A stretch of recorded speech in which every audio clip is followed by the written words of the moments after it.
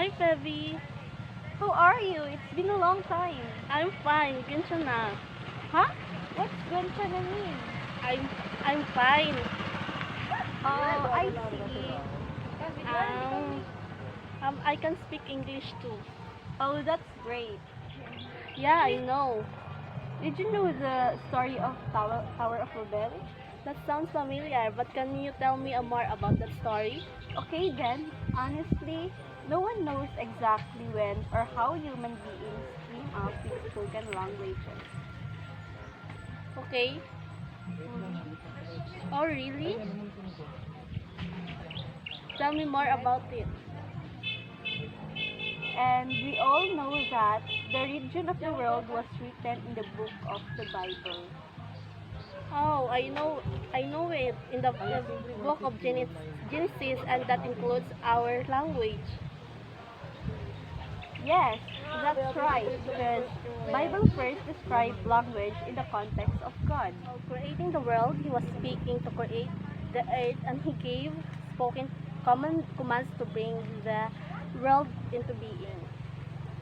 Language is the way how human beings communicate and understand each other. Yeah, it's true. Language is a gift from God in order for us to communicate. That is why language is shown to be a trait of God Himself. Like, the divine source of language is a form of a higher being, especially in the essence of religion. And the language is the principal method of human communication. Okay, according in the book of Genesis, verse 6 to 8 states that, and the Lord said, behold, the people is a one, and they have all one language, and this they began to do, and now nothing will be restrained from them, which they have imagined to do. I see. The biblical account explains why language is And why is it hardwired to our brains and vocal anatomy? because God designed it as such. But here's the thing, the Hebrew Bible attributes the origin of language to humans, the Tower of Babel. Oh, that's the product of their arrogance and disobedience. Good day, ma'am. I'm Febeline M. Nicor, and our topic is about cognitive development of the intermediate schoolers. Before we proceed to the main topic, let us know first the learning outcomes. At the end of this module, you should be able to examine the intermediate characteristics of intermediate school children, discuss important factors that affect the cognitive development of intermediate school children, enumerate ways on how teachers can promote creativity in the learning environment, learning activities, and instructional materials. So, according to John Piaget, concrete operational thinkers can now organize thoughts effectively, although they can only logically perceive the immediate situation. They can apply what they have learned to situations and events that they can manipulate. Initial cognitive characteristics. Intermediate schooler or intermediate school children greatly enjoy the cognitive abilities that they can now utilize more effectively as compared to their thinking skills during their primary years. So we have this reading development. Children in this stage is marked by a wide application of word attack. Because of the presence of previous knowledge, they now have a wide vocabulary which enables them to understand the meanings of unknown words. Through context clues, this is the reading to learn stage in reading development. Next is attention. Older children have longer and more flexible attention span compared to younger children. Their span of attention is dependent on how much is required by the given task.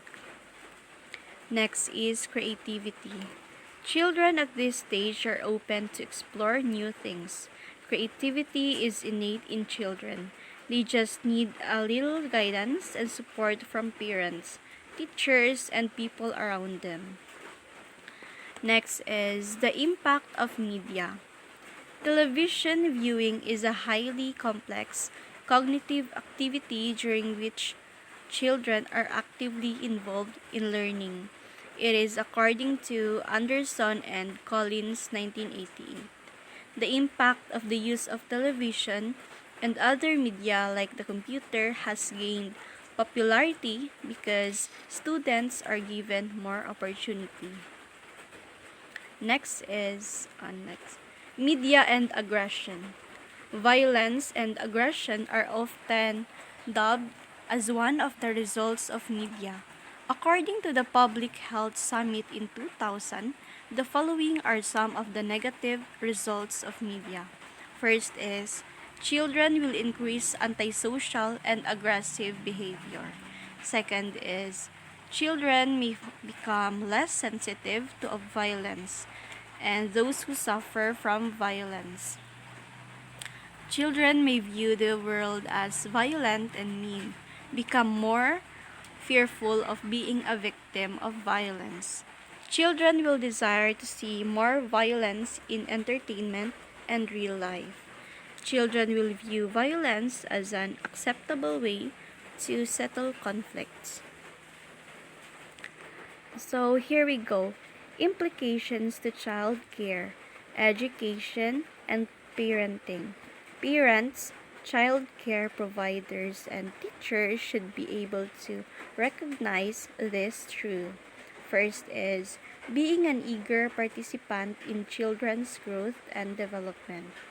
Understanding on how to use the children's naturally curiosity to help make the appropriate developmental leaps in their skills and abilities, and creating an atmosphere where risks can be taken and discoveries made while children remain safe. So that's all, everyone. Thank you for listening. She is Febline Nicole. She is 19 years old. She is currently living in Barangay Bilbao, Sibalo, Manteca. When it comes in her hobbies, she loves to write fictional stories in her Wattpad app, and she loves to read educational books or any kind of books that is suitable on her taste. Her dream is to become a teacher someday. She always believes that God has a perfect plan in her life. And now, she is working in three things right now: herself, her life, her happiness. She is now. Behind every smile, there lies a deep scar, and problems that the world never sees in her. Behind the laughter is only a child who wants to be seen, loved, and heard. As the time passes by, there are so many struggles Febline faced. Still, she remembered how painful that night was, how tired her eyes and heart was, while she was crying, and how she was trying to stop herself from crying. But the thing is, I don't know how many times I've survived without telling anyone. I don't know how many times I've made it this far. How many times I've gotten up in the morning, and how many times I smiled at the world while telling them I'm okay. But all I can say is that I'm so proud of myself for surviving the day that I thought I couldn't, and for making it this far in life. And I hope you too could be proud of yourself.